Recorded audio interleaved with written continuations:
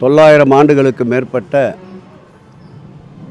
அருள் தரும் கங்காதீஸ்வரர் திருக்கோயிலில் மாண்புமிகு திராவிட மாடல் ஆட்சியுடைய முதல்வர் ஆட்சி காலத்தில்தான் இந்த திருக்கோயிலுடைய திருப்பணிகள் மேற்கொள்ளப்பட்டு குடமுழுக்கு நடந்தேறியது.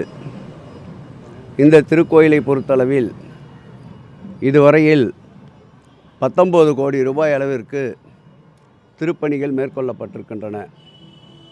இன்றைக்கு இந்த திருக்கோவில் நாள்தோறும் 100 நபர்கள் பக்தர்கள் உணவருந்துகின்ற அன்னதான கூட்டத்திற்கு அடிக்கல் நாட்டு விழா நடைபெற்றது. அந்த வகையில் அன்னதான கூடம் மதிப்பு 94 லட்சம் ரூபாய் செலவில் கட்டப்பட இருக்கின்றது.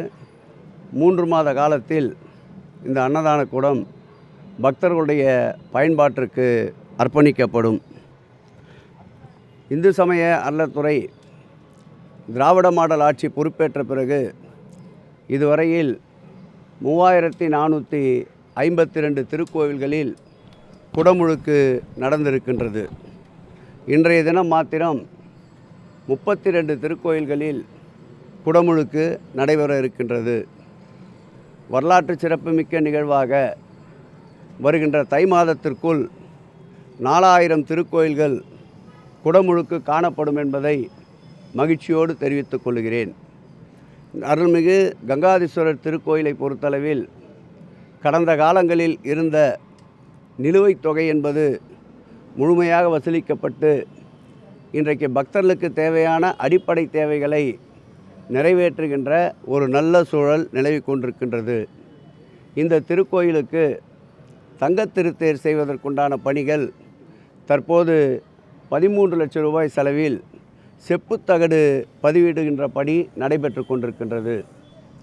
இந்த தங்கத் திருத்தேர் என்பது சுமார் 8 கோடி ரூபாய் செலவில் உபயதாரர்கள் துணையோடு இந்த திருத்தேர் அமைக்கப்பட இருக்கின்றது. இந்த திருத்தேரும் திராவிட மாடல் ஆட்சியினுடைய ஒரு மைல்கல்லாக இந்த திருத்தேர் போற்றப்படும். சமீபத்தில் நங்கநல்லூர் ஆஞ்சநேயர் திருக்கோயிலுக்கு 3 கிலோ தங்கத்தை ஒரே நபர் உபயதாரராக ஏற்றுக்கொண்டு அந்த திருக்கோயிலுக்கும் 8 கிலோ எடையுள்ள தங்கத்தால் திருத்தேர் செய்யப்பட இருக்கின்றது என்பதை மகிழ்ச்சியோடு தெரிவித்துக் கொள்கிறோம்.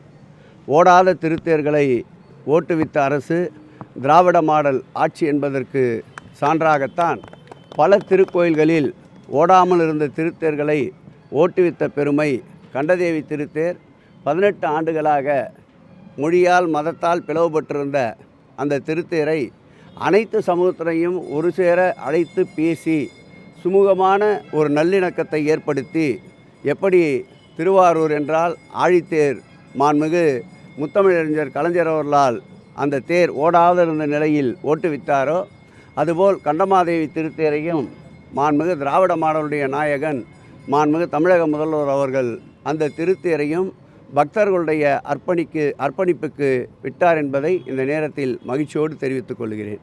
திமுகவுடைய வாக்குறுதிகள், தேர்தல் வாக்குறுதிகள் 87% தூங்குபவரை எழுப்பிவிடலாம், தூங்குபவரை போல் நடிப்பவர்களை எழுப்ப முடியாது. விவாதத்திற்கு துறையின் சார்பிலே இன்றைக்கு 3 IAS அதிகாரிகளை மாண்புமிகு தமிழக முதல்வர் அவர்கள் நியமித்திருக்கின்றார். அதற்கு விரிவான விளக்கத்தை அவர்கள் அறிவிப்பார்கள்.